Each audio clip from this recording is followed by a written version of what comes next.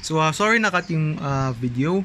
Basically, ang sinasabi ko lang kanina is, kunwari nagbaba na nga yung presyo ng gulay, hindi mo na siya, yung gardening hindi mo na kailangan gawin for the sake of having a sustainable food source na tipid ka dahil hindi mo na nga bibilhin. Pwedeng i-continue mo yung pag-garden mo kasi you found out na isa siyang hobby na nag-enjoy ka. So, perseverative functional autonomy, the more elementary of the two levels of functional autonomy is perseverative functional autonomy na kinuha ni Allport dun sa term na perseveration, which is the tendency of an impression to leave an influence on subsequent experience. So, sinasabi na both humans and animals have perseverative functional autonomy and nabibase daw yan dun sa simple neurological principles. An example of perseverative functional autonomy is a rat that has learned to run a maze in order to be fed, but then continues to run the maze after it has become satiated. So, kahit busog na yung daga, nagraran pa rin siya ng maze kasi sabi ni Allport, wala, for the sake of it, nag-enjoy yung daga na mag-run dun sa maze kahit busog na siya. Kahit alam niya na, hindi na ako magraran for the sake of getting food. So, sa humans, an addiction to alcohol, tobacco or other drugs when there is no physiological hunger for them. So, hindi naman tayo pinanganak na hunger tayo sa alcohol, sa tobacco. Kasi kung hindi ka naman na-introduce sa alcohol, sa tobacco, hindi mo hahanap-hanapin yan. So, yung magiging functionally o autonomous yan. For example, ang goal mo para sigurado ka kasi nakaka-relax. Pero banda-banda riyan, wala, nagsisigarilyo ka na kasi na-enjoy mo yung pagsisigarilyo, para naging part na ng pagkatao mo, yung pagsisigarilyo mo, parang ganon. Ganun sa alcohol, parang naglalasing ka dahil ikaw ay may problema. Pero banda-banda riyan, wala na yung problema, tuloy pa rin ang pag-inom mo ng alak, kasi parang na-enjoy mo na, ganun lang yun. So, another example concerns ang completed tasks. A problem once started but then interrupted will perseverate, creating a new tension to finish the task. This new tension is different from the initial motivation. So, for example, a college student is offered 10 cents for every piece of a 500-piece jigsaw puzzle she successfully puts together. Assume that she does not have a pre-existing interest in solving a jigsaw puzzle and that her original motivation was solely for the money. Also, assume that her monetary reward is limited to $45 so that after she has completed 450 pieces, she will have maximized her pay.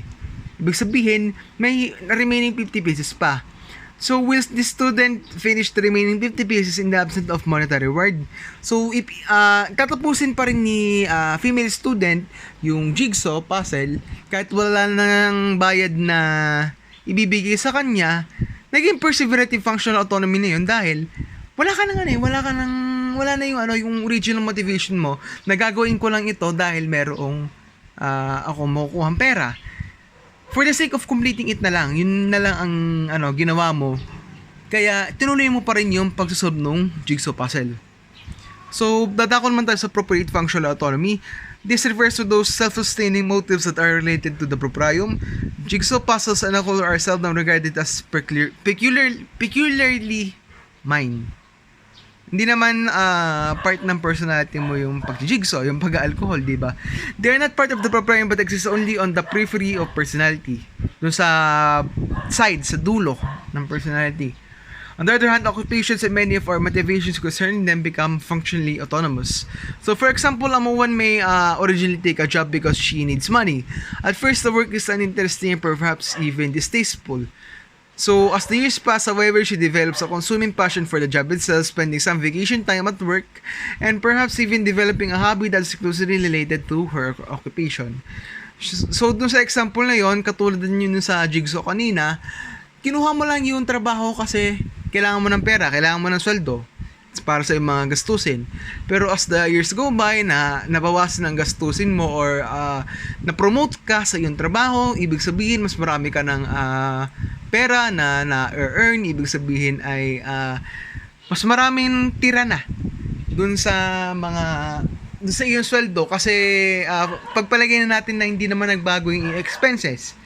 Ginagawa mo na lamang yung job kasi nag-enjoy ka na dun sa trabaho, nagkaroon ka ng passion dun sa gawin yung trabaho na dati ay kinaayawan mo. Na to the point na nagde-develop ka na nga ng hobbies na related dun sa trabaho mo.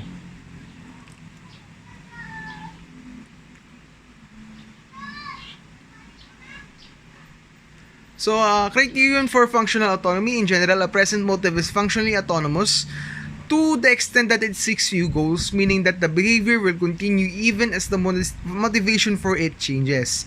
So, for example, a child first learning to walk is motivated by some maturational drive, but later he may walk to increase mobility or to build self-confidence. And similarly, a scientist initially dedicated to finding answers to difficult problems may eventually gain more satisfaction from the search than from the solution. Yung process ang kanyang motivation, hindi yung end goal. As a result, she may look for another area of inquiry even though the new field is somewhat different from the previous one. Just for the sake of experiencing the process all over again. Ito yung mga nagsasabi na the destination, the journey is a lot more fun than the destination. So, processes that are not functionally autonomous. Unang-una ay biological drives such as eating, breathing, and sleeping.